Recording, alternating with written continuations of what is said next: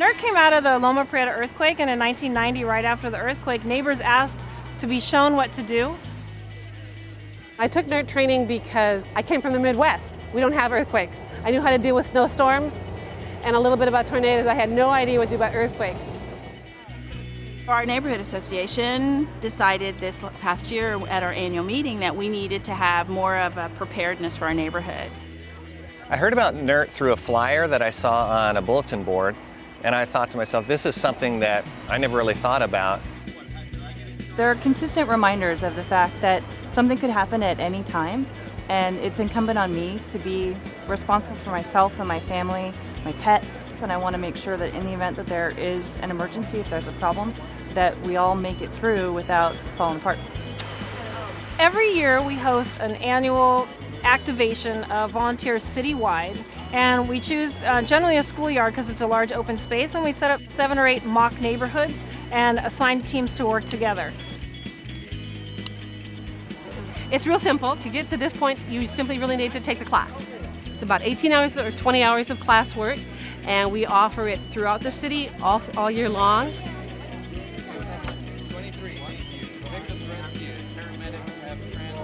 The whole point of this is to make your mistakes now. That way, when there is a real earthquake, then you are going to be prepared and you're going to be like, I've done this like 5 times. I know what to do. Okay.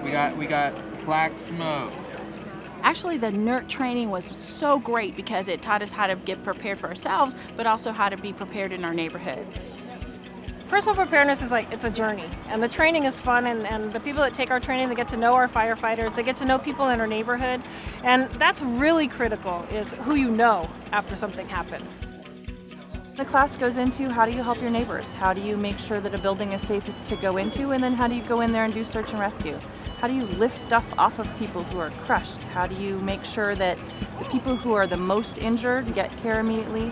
People who can wait get set aside, and then when first responders can help them.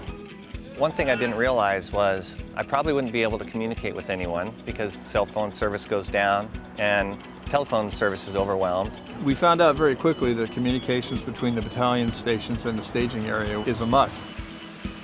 I think that's the critical piece for us, is making sure that we're in the loop, we know what's going on, the communication is flowing. We're training just under 2,000 people per year, and I'd like to have 3,000 people per year going through our training program. I think people should sign up for Nert because you'll never know how you're going to be able to respond in the case of a real emergency.